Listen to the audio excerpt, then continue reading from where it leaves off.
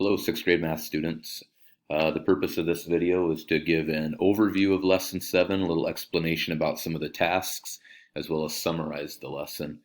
Our learning target is I can explain the special relationship between a pair of identical triangles and a parallelogram. One thing that's going to happen during this lesson is some of the things might need to be done on the print or paper version, and then because of the circumstances where we're not necessarily going to be able to touch and share things right now, some of the activities may have to be done on using your math book and using some of the applets to do it. For example, down here. So taking you through this real quick, the first 7-1, one thing that a lot of kids miss about this is these two parallelograms are absolutely identical. They're a copy of each other. So on number 1, okay, this one right here on the one to the left here, it gives you the base of it. It gives you the height of it. It wants you to find the area. Then on this one, it tells you the height, but it asks you to find the base. And a lot of kids will say, well, I don't know the area of it. If it's identical to this one, then you should know the area from answering number 1. In 7.2, whether you're doing the print or applet version of it, we're asking you on this one to basically draw one line to decompose each of the following polygons into two identical triangles. It says, if possible, use a straight edge. If you're using the paper version, I would use a straight edge. If you're using this, you basically could just do something like that. I drew one segment to decompose that into two identical triangles. There would have been another way. I probably could have come across this way as well.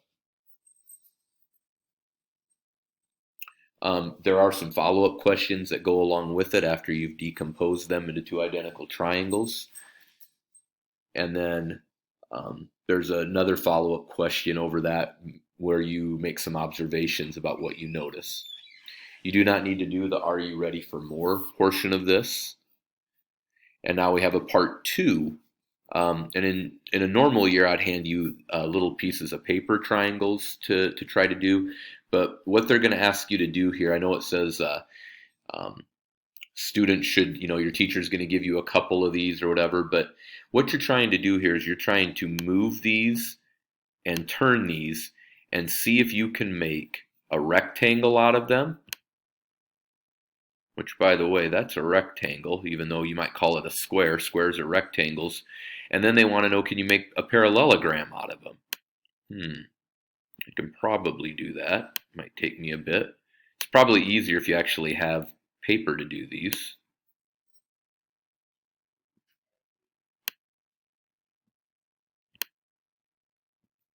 That one didn't quite end up like I was hoping, did it? So maybe we can spin it around a little bit differently. But I'll let you, rather than take all your time here, I'll let you mess around with it a little bit. But here's a hint. You should be able to make both of these into a parallelogram. I'll give it one more try here. There we go. Because here would be a base, and this could be a base over here, and the height would be right across there. So that would be a parallelogram. So you're just kind of looking through and seeing how many of these pairs of identical triangles can be made into a rectangle and how many of these pairs can be made into a parallelogram. And basically, you don't have to write down the number. You just fill in all, some, or none into one of these blanks here. To summarize this lesson here, every parallelogram can be decomposed into two identical triangles. Every one can be made because you simply draw a straight line to connect the opposite corners or vertices of the parallelogram. And the other way to look at it is two identical copies of a triangle can always be rearranged to form a parallelogram. Sometimes they can be made into squares and rectangles, but they can always be made into parallelograms. So the beginning of this was I can identify the special relationship between triangles and parallelograms. Well, the special relationship is that two identical triangles can always make a parallelogram, or a parallelogram can always be broken into two identical triangles. That's the overview and summary of Lesson 7.